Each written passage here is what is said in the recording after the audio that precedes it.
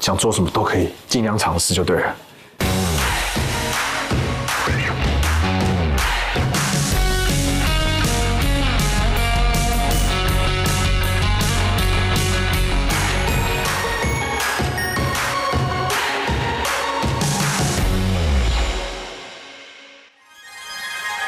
听说这个很贵，1公斤在市场1500起跳。等着爸爸挖出来，那个很大很大，跟珍珠一样大啊！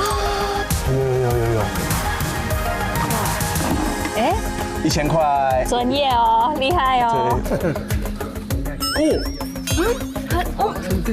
很像鲑鱼对，鲑鱼卵，它就是直接爆浆的感觉。这边的 Formula One， 但它这边叫 Formula 梦。加速！太快了！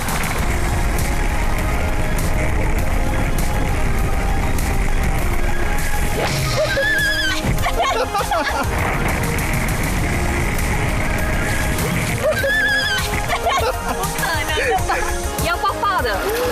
哇！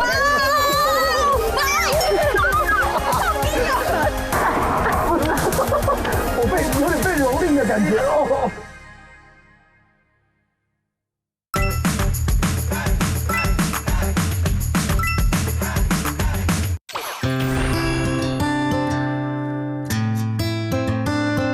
可惜，你看我们现在来到了一个算香蕉园嘛，一个农田里面，你要带我来哪里？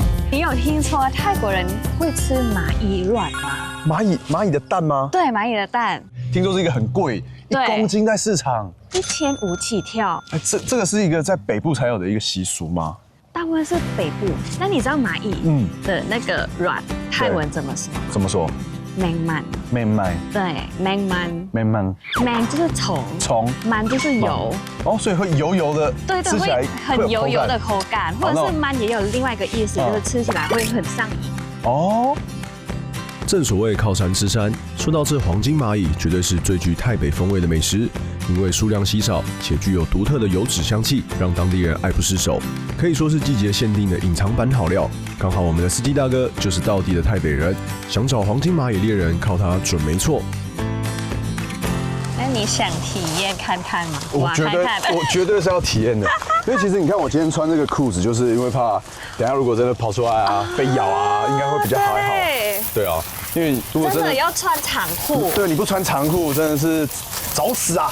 对，因为刚刚其实他有说蚂蚁其实咬很凶哎，对，很痛。对，亲友们吗？เป็นญาติของคุณพี่หมดเลยใช่ไหมคะใช่ครับอันนี้พ่อ都是他的亲戚。สวัสดีค่ะ这是爸爸สวัสดีค่ะอันนี้คุณน้า那我们要从哪边开始啊？现在？แล้วรู้哦，下面哦。เนี่ยครับ เรารู้ได้ไงว่ามีรู怎么知道要从这边开始啊？เจอแม่มันอยู่哦，他说找到妈妈，他的妈妈。有看到哦，就看到那个蚁后啦。对，蚁后。对，他的妈妈，我想谁的妈妈？蚂蚁的妈妈。对，妈妈在哪里？应该在里面。哦，有，你看那些了。这边，这上面。แล้วแม่มัน上面这边，这里面。哦，这里，下面也有。哦，这个是它的洞，哇！哦，可是它很小只它这个黄金蚂蚁比我想象中还要小哎。哦，他说都是蚁嘛。哦，这些都是哦。对。ตอนนี้เราก็จะขุดไปเรื่อยๆตามทางเดินของมันตามที่รู้然后他会说是按照他的那个路一直挖，就是往里面挖这样。对。原来这种绿色盲切叶蚁不只是泰北的佳肴，在南美洲甚至被称为地下鱼子酱。也只有熟知它们习性的猎人，才能根据公蚁工作的路线，找到藏身在地底下的蚁窝。挖这个要有技巧哈。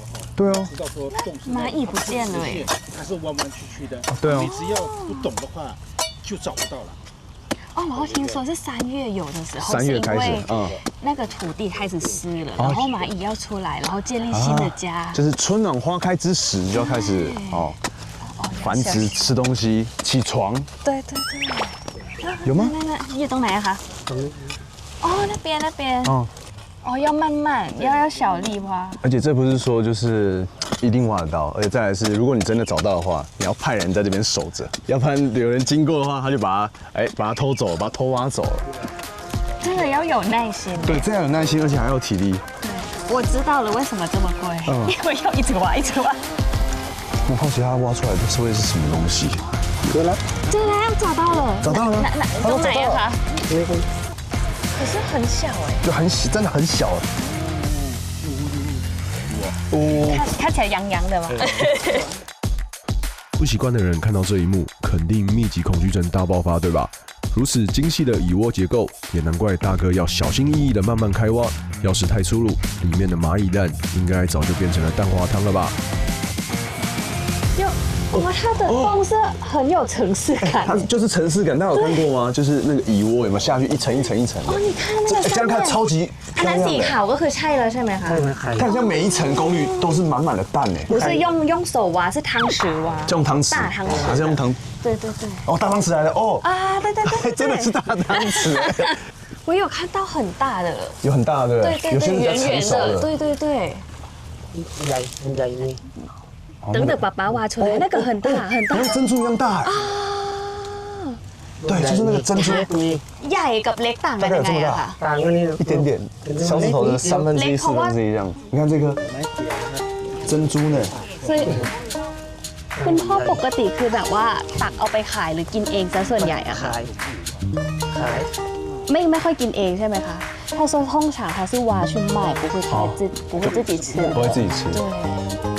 毕竟这个价格很高，1500到3500，1公斤在市场里。越往深处，它那个卵越来越大颗。因为一开始我们在门口的时候，基本上没什么。对对对。我想说哈，阿内娘娘，但现在里面真的越来越多。阿内娘娘。哎，阿内娘就是才这样子。哦。台语。阿内娘。哎。发准哦。哦，对。对，你看这个画面其实蛮突兀的，就是你拿了一个汤匙涂你一只娃娃嘛，大汤勺，来挖挖看，有。哇，哎，1000块，专业哦，厉害哦。对，这个旁边很多，2000块，应该还有吧？很难挖吗？不会，但是我们怕把它弄破。那你像那个鲑鱼卵有没有？อันนี้มันจะแบบแตกไหมคะคุณพ่อแตกถ้าสมมติว่าทำแรงเกินไปใช่ไหมคะอ๋อ真的要心一点，小心一点，对，要不然会破，真的破。对，都是钱啊，这个是白金啊，地上的白金。收集完珍珠般的黄金蚂蚁蛋，跟随大姐的脚步，我们转身走进了林间。据说这里孕育着另一种来自大地的滋味，同样是台北才有的季节限定美食哦。เดี๋ยวพี่จะพาไปดูต้นงิ้วใช่ไหมคะค่ะเดี๋ยวเราไปดูต้นงิ้วกันนะคะอยู่หลังต้นไม้ใหญ่ต้นนี้等等他会带我们去看那个木棉树，会做一个泰式料理。是哪一个？ต้นนี้ใช่ไหมคะ？这颗啊，对，这一颗ยังคงมีให้เห็นนิดหน่อย对，然后你们我们在地上找吗？还是？对，要在地上采的，直接地上抓起来这样。对。然后你知道ต้นงิ้ว有那个木棉树有什么故事吗？我不知道哎。我们佛教的人相信说，就是做好事的人会上天堂嘛，坏事就要到地狱。然后假设你外遇的话，你要爬这个。为什么要爬木棉树？因为它会有那个尖尖的，会让你很痛的啊，就是一个惩罚就对了。对。没想到木棉树才是名副其实来自地狱的美食，因为在泰国人的信仰当中，木棉树生长在地狱的冷林当中，除了长满尖刺惩罚攀爬的罪人之外，树下还有狱卒狱犬，迫使他们慢慢的往上爬。树顶则有铁嘴鸟啄食他们的眼睛和内脏，但现实中它的花蕊可是不可多得的美食哦。色的花会有点红色的，所以这边现在里面前面有。对，我觉得有。你有看到？มีไหมคะ那边。哎呀，有。然后要等它掉下来才可以采。掉下来才可以。对。其实这个都是的，但这个这种不行。อันนี้ใช่ไหมคะ？哦，这个也是。哦，这也可以吗？好，没有走特别味道。这个比较红色。你看这个区别就出来了，一个是这么红，一个是这个有点像烤焦的颜色。这个新鲜的是这样，还会软软的。当然，这个水分还有的。对。这个会有味道吗？你闻看。草的味道。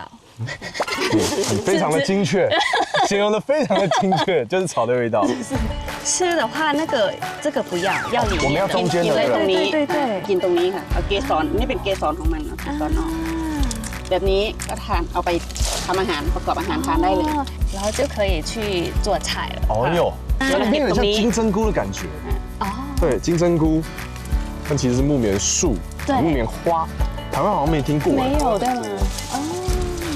这个黑，อันนี้ต้องออกค่ะ黑色也要拿掉。黑色也要拿掉。对。很天烈。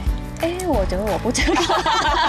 哇，哎，你看直接把它，好，我要这个。哎，你要果然是 City Girl。原来木棉花在泰北的传统医学当中有着不少的好处，除了富含极高的钙质，还有清热解毒消炎的作用，更是泰北人顺应季节、珍惜土地的生活方式。而回到家中之后，大哥大姐们也各自的忙碌起来，加工今天采集到的食材。啊，直接过滤。是我们采来的，不多，大部分都不要，对，还是要挑。啊，可以，要把它挑出来。可以直接吃，可以直接吃哦。要不要先我最喜欢吃这种东西了。 1、2、3、很像鲑鱼对，卵，鲑鱼卵，它就是直接爆浆的感觉。稍微苦一点点，后面我们是觉得没有什么味道。真的吗？我觉得没什么味道。可以再一安的ได้ไหมคะ？这可以是我们挖的。对，是我们挖的，它真的会爆浆哎。可是我觉得跟煎蛋应该蛮好吃的。对，因为煎蛋它会那个喷汁出来，不会酸酸的吗？因为一般蚂蚁蛋酸的，有一点甜，我觉得有一点甜甜的。酸它奇怪。跟一般蚂蚁蛋不一样，因为一般蚂蚁蛋其实蛮酸的。哦，真的吗？因为你们可能很酸，对。蛮甜的喷汁能感觉很爽。我觉得它那个皮跟鲑鱼卵的那个弹性是一样。对。总共要洗大概2、3次。过滤蛮多的。可是我们有人看越来越白了。这第3轮了。这真的蛮麻烦的，因为那洗这个水要花用。哦，有了。อันนี้เอาไปทอดกับไข่ใช่ไหมคะได้本身不是煎蛋。煎蛋。对。我以前有听到那个黄金蚂蚁蛋，就是แมงมัน有听到，可是没有吃过。然后这一次是真正的去他们家，然后他们家就教导我们是怎么抓那个蚂蚁蛋，对吧？可是比我想象中还难很多。对，虽然听到是我们运气很好了，只挖一下就找到，可是其他人可能是要挖大概5米之类才找得到，就知道难怪为什么它这么贵。我发现北部人吃饭家常菜就是要这样子这么多东西对，吗？很丰富。你在曼谷也是这样子吗？如果去吃米线的话，也是这样，就是它会有配料这么多，对，然后你可以吃到饱，吃菜到饱。菜高丽菜丝，然后这个豆芽菜丝、香菜、酸菜根，这个我没看过。什么？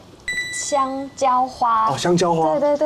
哦，然后这个就是我们今天的那个黄金蚂蚁的蛋。เดี๋ยวเรากินกับข้าวค่ะข้าวเหนียวใช่ไหมคะ？这是蚂蚁蛋加鸡蛋，好吃哎。ทานไข่มันตุ๊ก它有点蛋花汤的感觉，而且它没有特别的调味，那味道其实蛮新鲜的，很鲜的一个味道。哇，而且它又加一点点葱，有点开胃了。你吃下去应该就懂我那感觉。我觉得蛮清爽的。它有点入口即化的 feel。我觉得配糯米是对的，真的很。因为一个是很绵密，一个是很软糯，然后综合在一起，那个口感是好的。因为其实这个是我第一次也吃，可是刚刚看起来以为很淡，可是其实蛮甜的。ขนมเส้นน้ำเงี้ยว ขนมเส้นน้ำเงี้ยว。好。เวลาจะกินมันจะติดมือ要手抓那个米线。要先用手。会黏。哇，这你看这个米线。然后一整盒都是你的哦。不行，太多了。ใส่ขนมเส้นเสร็จแล้วเราก็ใส่ผักเครื่องเคียงได้เลย。他说先用这个，ใส่เครื่องเคียง你想吃什么就可以。ใส่เครื่องเคียงทุกอย่าง我就喜欢用手吃饭了我决定我要用那个用碗对，这样可以装比较多汤。哇，排骨。哇，真炖了一阵子。很丰富กระดูกหมูอยู่ข้างล่างค่ะ这个木棉花一定要。我必须要说，我刚给这个木棉花的评价没有很高，因为第一个要在大太阳之下去剪，会流汗；第二个，它其实我们剪一阵子，然后才一点点而已，所以我觉得吃这道菜有点搞刚，可是现在吃起来对它大大的改观，因为它有不同的嚼劲。整锅汤你看有番茄、入口即化，然后这个木棉花，口感有点像金针菇，然后再来又有像这个是鸡血，对不对？鸡血，对鸡血对对，哎，可是我觉得蛮好吃哎，好吃弹牙，是好吃的。我最后喜欢啃骨头啊，还有排骨可以让你啃，我觉得真的不错。这个跟这个，你比较喜欢哪一个？绝对是这个。这个的话，因为刚阿公他在煮的时候，他是加很多水，他那抓水多到我有点觉得啊，真的是在煮汤的概念吗？因为真的很像蛋花汤，但是味道是够的。对。但我觉得这个比较有趣，我觉得吃起来真的是很丰富的。啊，那我跟你相反哎。你比较喜欢这个？对，因为可能是这个我之前就有吃过了，然后就 OK， 大概知道味道是大概这样。然后这个是对我来说是全新的体验，对，全新的体验，然后甜甜又有很特殊的味道。应该叫做太北黄金蚂蚁蛋，哦，对，黄金蚂蚁水蛋，它水真的很多。对，因为这个真的是稀有，一年只能吃一次。哇，对，非常罕见的一道料理。哦，我觉得那个木棉花料理真的是超级好喝。那个汤原本你看不觉得怎么样，在地上那些可能在台湾没有人在做这个事情，就把那木棉花，然后把它晒干，然后拿去煮汤。但是在这边你会发现他们就地取材能力非常强。尤其在这个兰纳，就是你住哪边，然后就靠山吃山，靠海吃海。我觉得这个是真的是蛮老祖宗的一些智慧啦。那真的是很好吃，就是看它不起眼，可是让它变成料理，你会发现，哇，真厉害。从清爽甘甜的蚂蚁蛋到浓郁酸辣的木棉花面线，吃到的不只是味觉的层次，更是台北山林赋予独特的生活体验。也正因为这片不同于泰国中部的地形地貌，就连交通工具也大异其趣。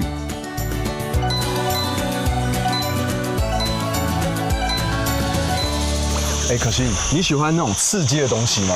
我其实比较胆小的人。真的假的？那你有听过 F1 赛车吗？有看过电影。你有看过那个电影？对。好，我跟你讲，我们今天就是要来到一个深山当中，体验一下这边的 Formula One， 但它这边叫 Formula 梦。สวัสดีค่ะสวัสดีค่ะอันนี้คือรถ Formula 梦ใช่ไหมคะใช่ครับ对，这个是那个 Formula 梦 Formula 梦。对。很酷哎！那大哥来，我们请大哥过来解释一下。我们一进来，除了看到车子之外，还有这个是他们的维修间 box。对。อันนี้คือเป็นแบบรถที่ออกแบบเองกันเลยใช่ไหมคะใช่ครับบังคับเลี้ยวซ้ายขวาเราจะใช้เท้านะครับ左右方向是用脚的，方向不是用方向盘。这个是刹车。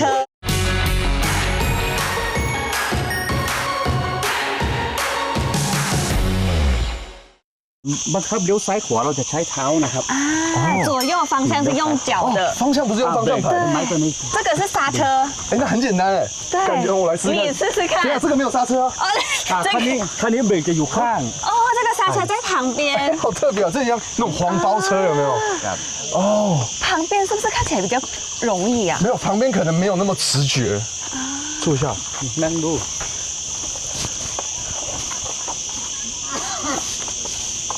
你脚太长了，对，这脚有点太长了，现在看起来很下趴，很 fancy 哎。因为你也比较高一点点。我觉得，这样可以，这样好像可以。可以，不会很难哎，左右感觉不会很难。对。但是我们的赛道在哪边呢？ใช้รถกระบะ就是这一条。对，然后我们就搭皮卡车过去，先上去，然后把这些车拉上去。对。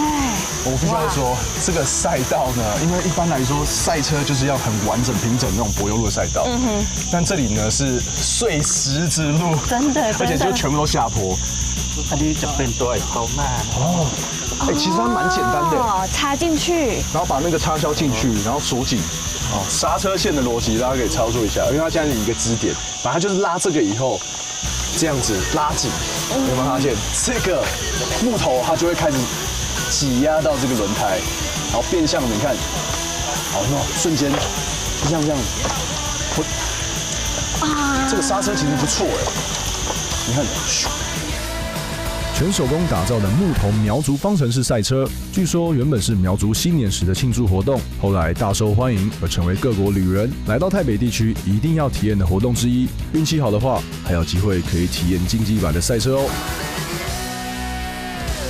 这个是氮气吗？就是瞬间加速装置。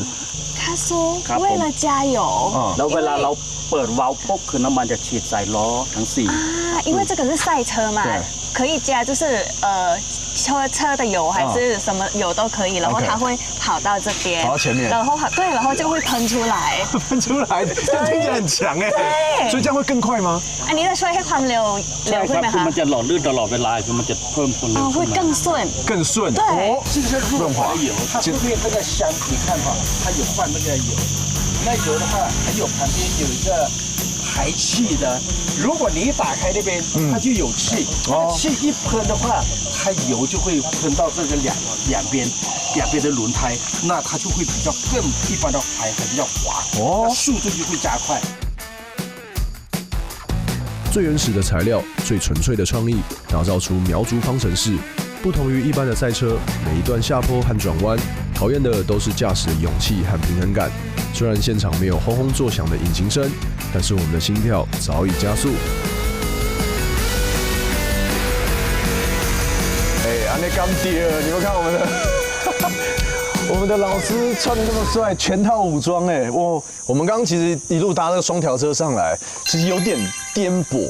对因为它这边是没有重新铺那个柏油的，而且我们刚刚有看到一段，它是左边是悬崖，所以只要可行，如果不小心往左边一拐的话，我们就是7天后在山下接他这样。对，但是我们还是靠右边啦对，我靠右边，靠右边。哎，通常帮我问大哥说，从起点到终点最下面需要多久？ถ้าตอนแข่งจริงๆจะใช้อยู่ประมาณ25วิ。比赛25秒，秒哦！ 15秒。好，我们的目标就是2分50秒，好不好？对，我可能5分钟，对，25秒哎，很快耶！因为我刚刚看那个大概是400公尺这个赛道，400公尺25秒的话，哦，时速真的蛮快的哦。真的 Ready ，Ready， Go！ 哦，还可以耶，还可以。还可以。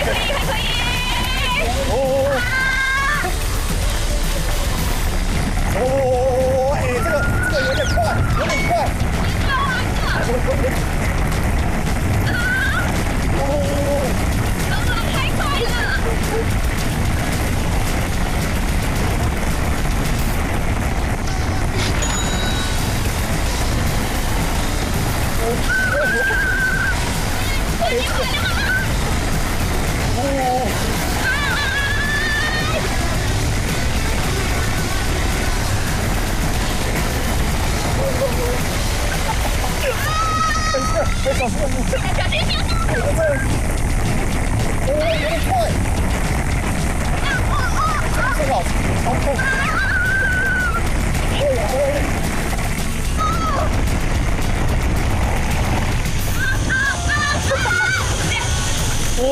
很好玩的。蛮好玩的。对啊。我以为我会是第1名哎，哎，你很快哎，是不是？但比想象中的不恐怖，对不对？对，以为会很可怕。对啊，其实还好哎。很好玩。哦，好玩，可以再玩10次。结果你看我们的装备哥最后1名，对，哈哈。大家有没有？不过你的手会很正，很麻。对啊，如果紧张的时候会控制不出来你那个会有点左右手脚不协调这样子。对，但是真的是好玩的，而且玩一次只要50块，对，超便宜的。太有趣了！没有标准赛道，没有精密的保护，每一次的颠簸，每一个弯道，都只能靠身体直接的去感受、去反应。在笑声和尖叫声交错当中，我们终于明白，这场苗族方程式比的从来不是速度，而是人与自然之间那份最直接的连结。不用让我们了。好啦，第二圈计时赛，好啦，3、2、1 ，OK， 走。走了吗？拜哈！哇！太快了！对啊！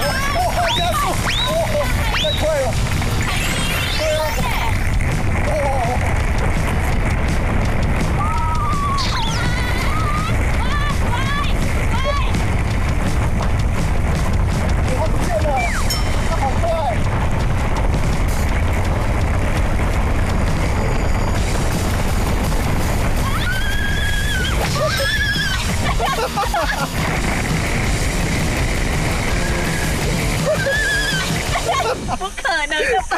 撞山了，真的，没关系。你怎么样？倒车，我没办法了啊！等我一下啊！啊，好重！好，可以，你先，好重是不是？很重。好，有拍到我们撞车吗？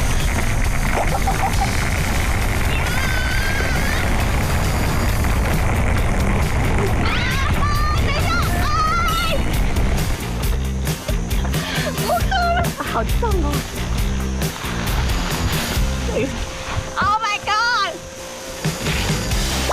你救我吧！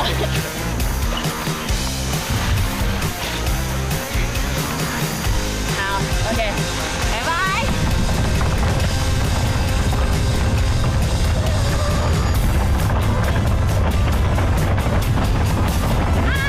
等一下！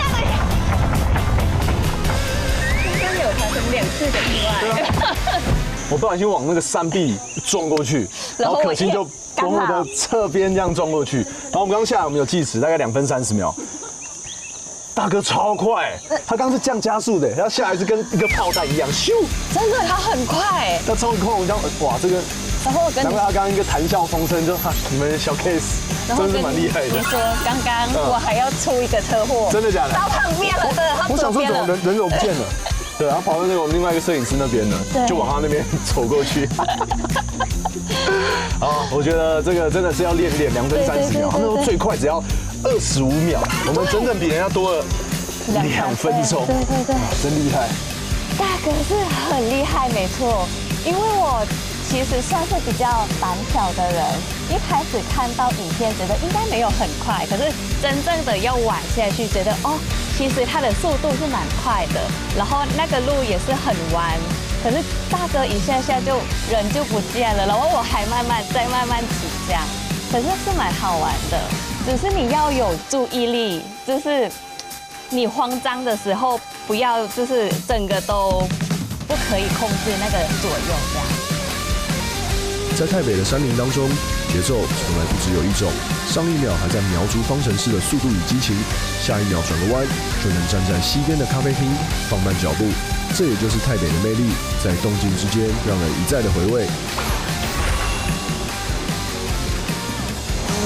你说我们来到清迈了，不可以错过咖啡厅吧？你上次跟我讲说你之前来的时候，大概每天都是去咖啡厅。对，没错。那我考你一下，你知道清迈有多少间咖啡厅吗？大概就好，随便猜一个数字。200吧。哦，太少。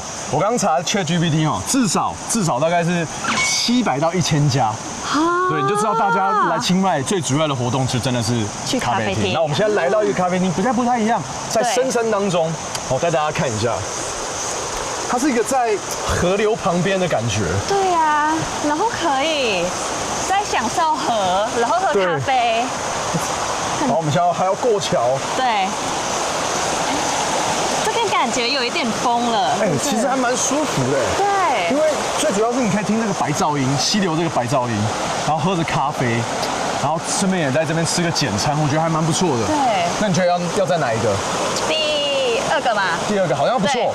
好，我们去看看。而且那边还可以泡脚，对，舒服。人家说泡脚，但我好像直接下来了这样。这样其实蛮舒服，很舒服。这个水流 OK， 有点清澈。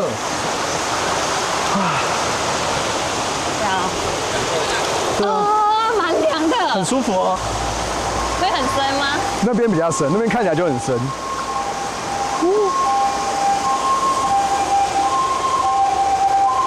有点脚底按摩的感觉。对。ขอบคุณนะคะ。也是椰子汁嘛？没错。耶。Cheers。Cheers。冲。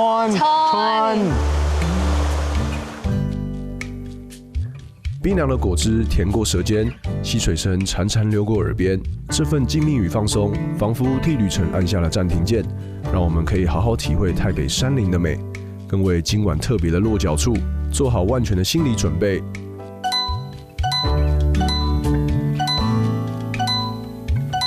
可信，我们现在要来到这个清迈的另外一个算郊区山区的部分。我们今天呢住的地方很不一样，有个叫 Taiwan， 不是 TAWAN， Tawan Riverside， 重点是它是 Elephant Resort， 就是跟大象有近距离的接触。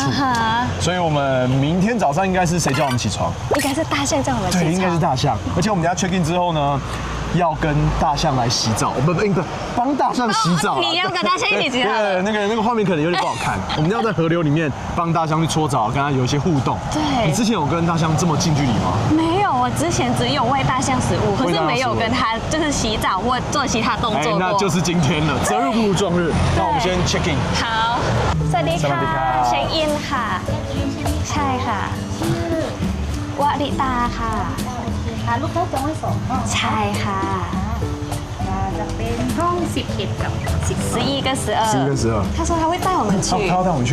对。因为我们等下换个妆呢，就是要来洗澡了。明天要几点起床？明天哦8点好了。8โมงค่ะ8โมงได้ค่ะขอบคุณค่ะเบอร์12นะคะ12ค่ะกับ11ค่ะค่ะ我发现他那个板子上面都有说，这个房间的客人几点要起来，几点要起来，对，所以他们就是要排班制，看哪只大象要负责叫哪一间这样。大象是泰国，也是台北最具代表性的动物。这里就是以大象为灵感及生活核心的特色民宿，不只是象征，更是日常的一部分。在这里可以展开一段贴近自然与生命的住宿体验。对，这间就是你的了。啊，对，是我的12号。แล้วก็แถวนี้ก็จะอยู่ใกล้ช้างหน่อยค่ะ啊，我是很靠近大象的。你应该是视野最好的。是不是我选的很好？真厉害，12号不错不错。จะได้นอนฟังเสียงช้างหน่อยนะคะ可是他说大象可能会很大声，กรนไหมคะไม่กวน而且有一好没两好，至少可以看着他们睡觉。对，没错。睡不着的时候可以数有几只大象这样子。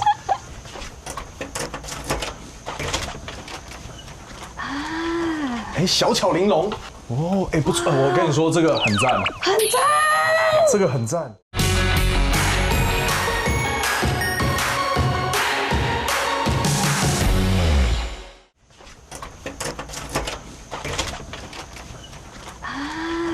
小巧玲珑哦，不错，我跟你说这个很赞，这个很赞。对。来给大家看一下，你看后面就可以看得到大象。对，可以。而且它外面是有一个小阳台的，所以你可以跟大象有个最近的接触。对。虽然房间不大，但是该有的都有，有冷气，然后有小冰箱。我们看一下上厕所的地方好了。好，其实还有大象的字。没错，到处都是大象，不管是这个这里枕头或者是上面的一个装饰。对。上厕所。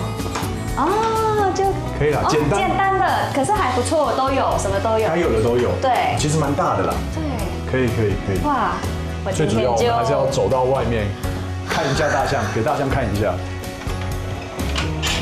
呀，哇，真的很近呢，很赞呢 ，Hello， 这里就可以看到4只，对，这里不错，可以跟他们自拍，对，可以，耶。你真的是赚到了，因为隔壁是完全看不到的，真的。然后我的房间的话更比较远一点。不要说，就这里，就这个 view 是最棒的。如果大家来，记得要12号，只能住12号，你才可以看到这样子一个景色。很棒哎。你说他不敢一个人睡觉。对，我其实是看不到的东西。他说他这次有带一个，你是随身携带，他放在床头。一个保护的，对，有点像佛牌，对。每天都要有它保护我，要不然我会睡不着。因为我妈还说你要不要拿那个其他的火象来，我就说其实不用一个就好，怕它混乱这样。可心也太可爱了吧！护身符带好带满。不过别担心，今晚有一群大象保护着你。倒是现在也事不宜迟，赶紧收拾好东西。等等，可是有个重头戏在等着我们呢。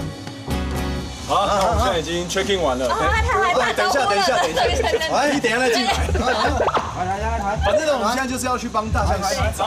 好，那我们要跟着我们小哥一路的往河川的方向走。对，刚刚有点突然，这就是我们今天的嘉宾，他叫什么名字啊？这只大象。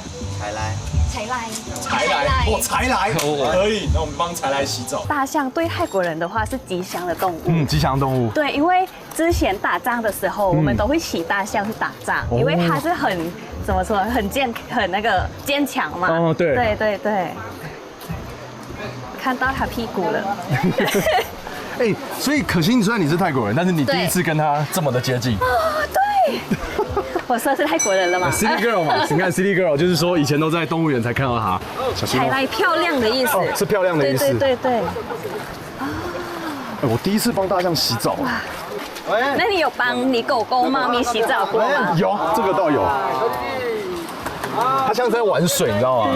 它现在不听我们小柯的那个。来，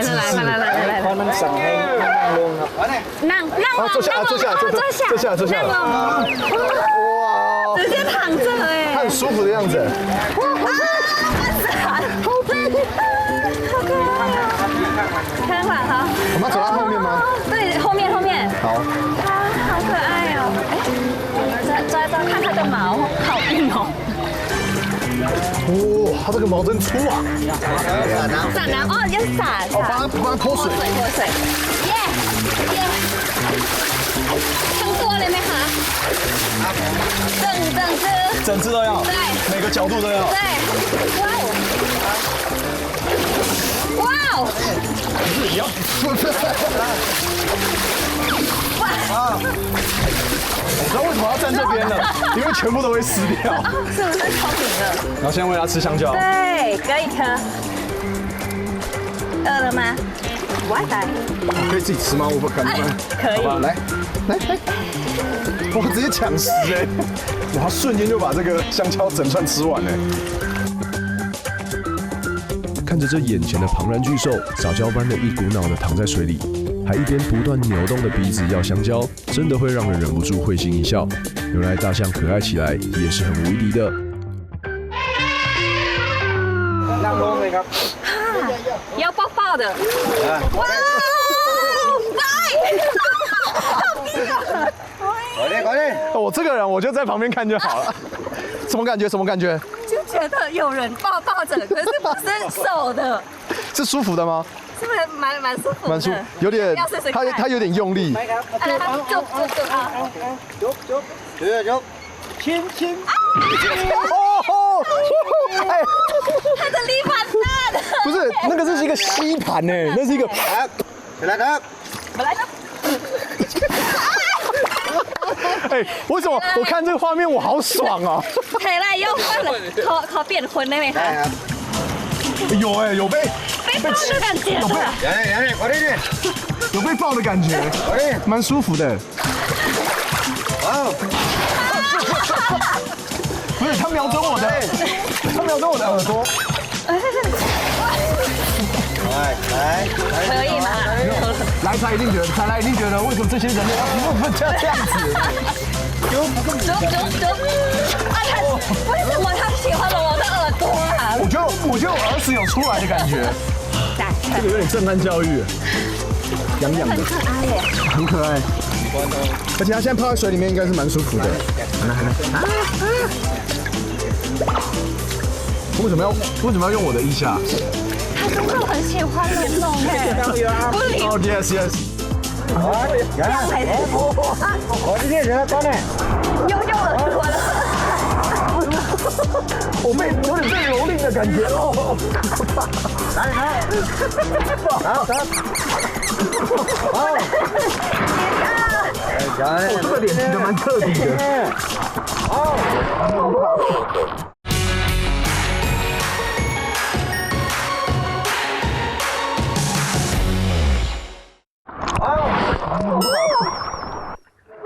随便了。都湿了吧？都湿了。搞抱抱你了。可以，我觉得他蛮喜欢我的。是不是？对。我觉得他吸你全部的脸了。啊！哇！因为以前我只是远远的看，可能就是看人家帮他们洗澡，没有实际参与过。但这次跟他们一起互动，发现他们真的充满了灵性，然后很聪明，然后也很善解人意。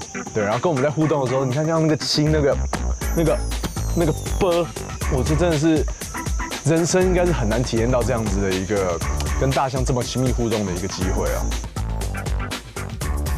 原来保育观念的强化，泰国已经很少提供骑乘大象的体验，取而代之的是与大象相处的感受。以前总觉得来泰国看大象是再普通不过的事情，没想到真正与大象相处之后，才发现我们都被疗愈了。不过除了心灵上的满足，肚皮的满足当然也不能忽视。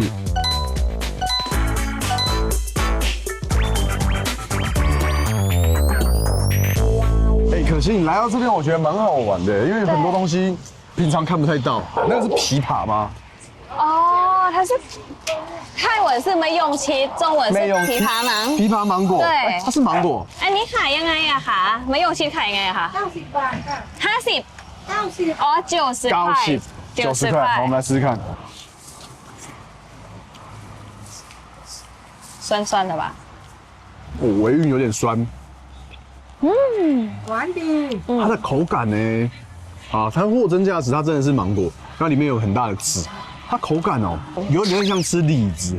然后其实有一段时间呢，泰国人很喜欢这个，把成做成那个刨冰，我们用对，很好吃哦。怎么做？要先就直接丢进冷冻库，然后拿出来吃。对对对对对。对。可是我觉得最可怕也是这个，就是青蛙皮。等一下，这个是青蛙皮。对，青蛙皮。台湾没有人卖这个东西。他说去炸。是用炸的吗？这个没有现在吃吧？对对，要去炸的。那我就放心了。如果现在吃就是要卖了。我现在就马上打开吃了。没关系。要这样10块钱，很便宜。或者是青蛙焖。它很像外星人哎。大蟑螂，我觉得是大蟑螂。对，这个叫做大田鳖。对，泰文是 mangda。mangda。有2个意思，第一个意思是他，对吧？另外一个意思是骂男生不工作，然后靠女生赚小白脸。哦，对，小白脸，没错没错。再讲一次 mangda。莫急莫慌莫害怕，由于泰北的环境特殊。在市场里卖些山林的特产、水果或者是昆虫，也不是什么奇怪的事情，对吧？倒是最具在地风味的泰北烧烤，那是千万不能错过的。看看到底泰国人可心，介绍什么好料，让我们大饱口福。我觉得它的东西蛮多的。如果让我推荐的话，对你推荐，你推一个。最特别是这个泰北香肠。泰北香肠。对，它会放一些泰国的香料在里面。然后它会跟台湾的香肠的做法一样，对，然后味道很特别。它这个切面很多香料，哦，อร่อยไหม里面很多香菜味道。它这个的话，一进去它有一个香茅的味道，然后在你鼻腔那边爆发，然后接下来就是各式各样，可能有10几种不同的香料，然后再加上那个猪脚肉。蛮特别的，我它嘴巴尾韵全部都是那个香茅的香味。来泰北是蛮好吃的，真的。但我发现一个是在台湾绝对不会出现的东西，是我很喜欢的东西耶。3颗蛋，你把3颗蛋串在一起，这个在台湾绝对不可能发生，对吧？你没有看过这样子，对不对？对，那你猜猜看它怎么做？你知道？我先吃吃看，怎么吃啊？就直接剥壳，然后吃。怎么样？我吃啊。他是先把那个，它没有蛋黄哎。他是先把那个洞，然后把所有的蛋拿出来，然后调味好，然后就把蛋拿进去，然后去蒸去烤。哦，所以它这个已经不是一颗完整，它原本就不是鸡蛋，它是把它重灌进去的。对。哦。然后这有健达出奇蛋的感觉。这样，它是比较脏的。这个可以直接吃。对，直接吃。